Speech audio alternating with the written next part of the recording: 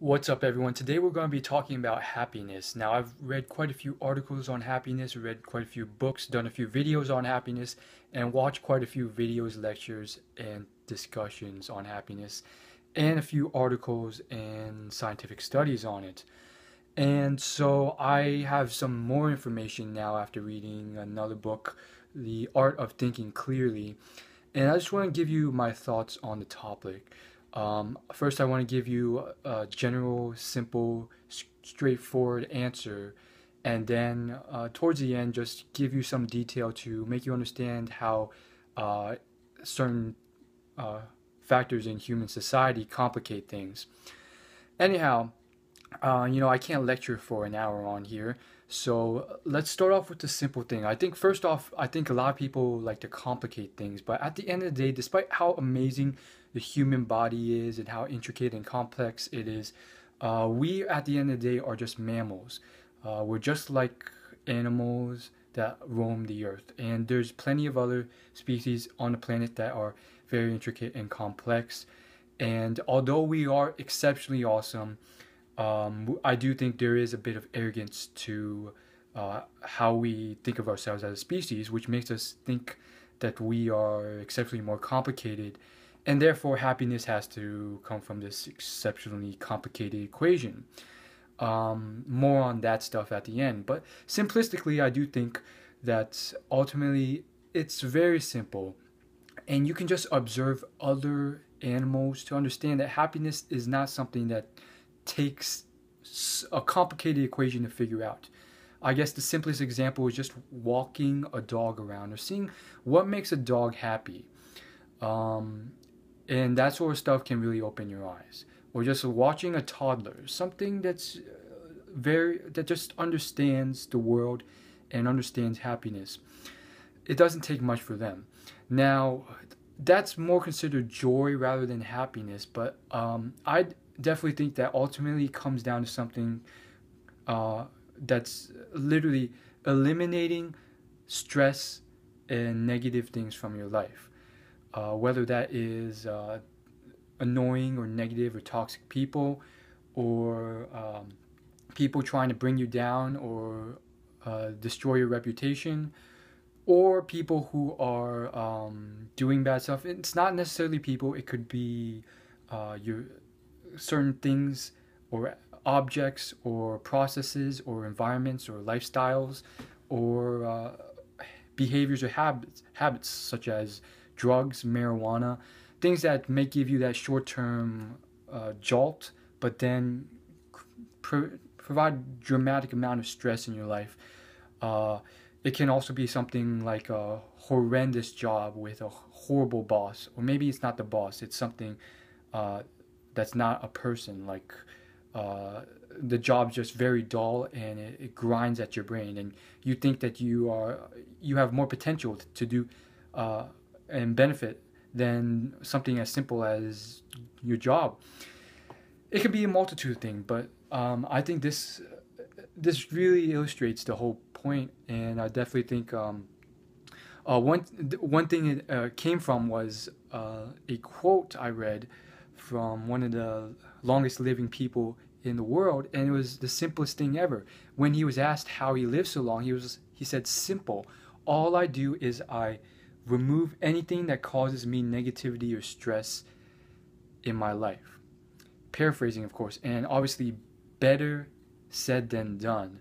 But I definitely think that this man has accomplished it more so than most people in their lives, which is why you see a lot of people running around these days screaming, angry, with all this drama in their heads for a multitude of reasons. Maybe it's more in their comfort zone just to keep calm or compromise and accept a stressful or toxic situation. Sometimes they don't want to take the risk or break out of that to achieve something better, or their objectives are completely wrong and they want money or some other uh, thing that they think is more important, even though the job that causes them that money may land them in a lifestyle that's horrendous or very toxic to them or very stressful. And um, I guess you can kind of understand where it's coming from. I actually talked to, and I've asked quite a few people about this question: rich people, poor people, ugly people, um, educated people, non-educated people, a lot of different people. And I have found that talking and really treating everyone as equals, which I always try and do, I've learned a lot from a lot of people that are poor or uneducated. And what you find is that in every group there's good and bad people, and you can learn a lot from every group. You're going to stumble into rich people or poor people, smart people or dumb people, who are horrible people and have nothing but bad advice for you. And you're going to run into the opposite. And obviously you have to try and account for any psychological bias you have yourself, so you don't, so you at least try and weigh what they give you with some sort of rationality, which is hard to do. Reading psychology books on that will help you distinguish what biases you have. Check out my book review channel if you want summaries or reviews of good books on that. But I've learned a lot from poor people, and I've definitely realized that money is not something that will buy you happiness. There's a lot of poor people who are really happy, exceptionally happy, bundles of joy. There's people who are single. There's people who don't have girlfriends. There's people who don't have supermodels in their life. There's people who don't have a lot of stuff and they're happy.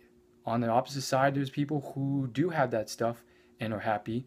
And there's a lot of people who do have that stuff and are rich and famous and depressed or angry or bitter or not bundles of joy and not emanating happiness and positivity to everyone they come across. So you get the point. So I guess the message is that if you're ascribing anything like money or anything material, money, a new girlfriend, a new sports car, there's a lot of like studies, scientific studies done on that proves the opposite. These are just simply material things that give you like a temporary boost of happiness for maybe as long as a month, a year, or a few years, but then you ultimately come down to the same level. There's been studies done assessing the happiness level of two groups of people: those who have won mega million lotteries and those who have had traumatic incidents happen to them, paralyzed from the neck down all of a sudden, or had their arms cut off in a freak accident. And what you'll find is that in the first year, the study, and you can search these videos up on the TED Talks channel, just search up happiness. First year, boom, as predicted, huge drop and a huge gain. And then a few years later, they all come back down to normal. And then there's the other discussion done, or the other study done, assessing happiness in terms of third world countries and income levels by nation. And that one also illustrates a good point, which is that despite this variability, when we look at such differing countries where there's exceptional poverty versus exceptional riches, what you'll find is that the poorest countries, there is a linear relationship between happiness and money. But then once you get to the first world countries, you start to realize there is no relationship whatsoever. And what I believe, and you can, extrapolating conclusions from data is not as reliable as the data itself, but potentially this means that in third world countries, when every extra dollar you make matters, that sort of stuff will directly translate. And I can understand this from personal experience. When you're at that level, every dollar translates to something that can definitely remove some level of stress or something stressful in your life. And that's why I think it all boils back down to removing those stresses of life, the problems and obstacles of life. And then once you get to a certain level of wealth, when you're moderately rich or maybe even not moderately rich. I would say, a lot of the people who have, one could say, lower tier jobs are happy. Again, a lot are unhappy and jealous and angry, but some are happy. Um, you'll notice that, hey, when you get more money, it's not really contributing much. Like, I already have a clean toilet, I have good plumbing, I have a house, so I don't have to, be soaked in the rain. You start to realize that additional things can't be bought with money to accentuate your happiness. And some people say this is a cliche, but a lot of people act like they don't understand it. Finally, though, I think the final thing I want to say is that obviously things get a lot more complicated because of all the complicated stuff that uh, human society brings in the picture. Um, Materialism, media, they bring a lot of products, and they use a lot of psychological tricks to make you think, oh my goodness, this is what I want, this is what I need. And why do they do that? Because they want to make money. That's the nature of business. And so they pump you with all the stuff in commercials and advertisement and YouTube videos, because even in YouTube videos, they make advertisements and products and billboards and magazines, whatever. And you want to take everything with a grain of salt and just avoid it, even what I say. And ultimately, you just got to be like, you have to realize this. Uh, Maybe it's simply because these companies want their own money and they're using tricks to trick you into doing that. And so that's what I want to say about the topic. And then I do think it goes deeper than that. And obviously, there's an infinite number of interpretations and different people and different religions and people like the Dalai Lama and Tony Robbins with their own interpretations and methods of happiness. Um, and yes, it illustrates that there's different means to an end. Like numerous things in life, there are different things to an end. And so what I do is I try and take, learn from all these things and see how they can benefit me. And perhaps that's some advice that can benefit you. And you'll find that there's numerous ways to achieve very similar ends to happiness. And I definitely think it goes deeper than that. It's not just avoiding stress, um, but it's a variety of things. And ultimately, it can get complicated because there are people with more money than they need who can't seem to figure it out. Whereas there are people who have all that money who have also figured it out, but then you realize that even if they lost all their money, or even before they were rich, they were happy. And it's a variety of things, and it all plays into pictures. So each specific scenario, you have to sort of, it's unique in itself, and you have to tackle and figure out. And so that's all I really want to say, long story short. And ultimately, I do think that you can figure it out yourself, and you can tackle it out. And if not, there's plenty of resources online, plenty of mentors that can help you out. And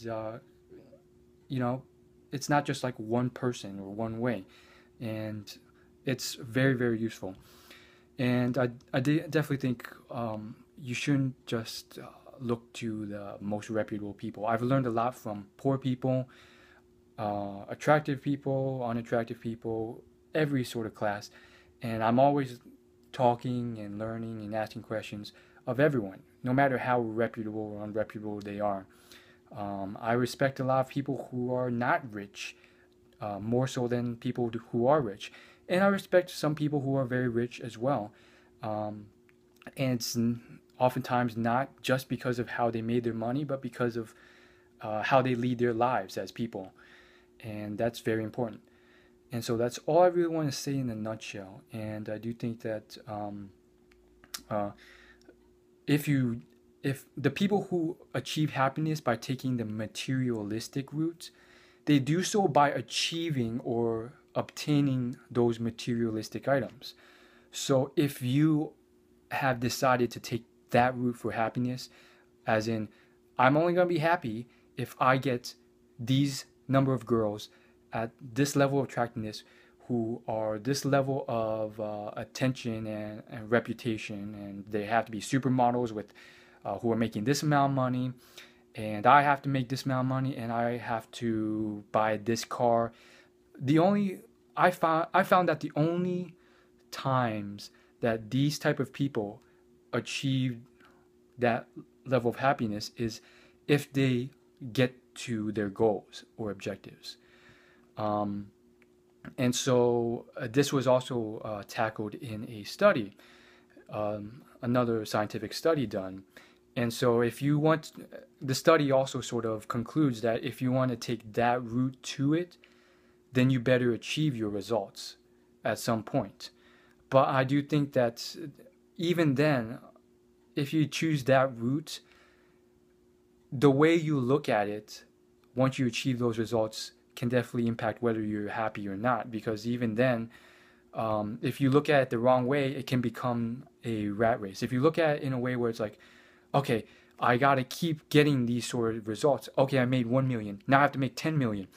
Then I have to make 100 million. Once you make 10 million, it becomes a constant rat race, and you can end up never being happy. Um, and therefore, there's obviously other ways of looking at it that may be more beneficial, such as people who get happiness more from thrill of the journey, thrill of the actual act of making, working through it and getting to their goals, rather than that moment of achieving their goals, because then it's those sort of things can be very ephemeral. Um, I've been told girls come and go, and what you think matters is very ephemeral in terms of getting laid with girls and so forth. That at least that's what I've been told by people who are successful with girls. So a lot of these things can be ephemeral if you try attempt to use them as pivots for your happiness. Anyhow, leave a comment if you watched this entire video, and as always, like, favorite, comment, and subscribe. Thanks for watching. I'll see you guys later in my next video.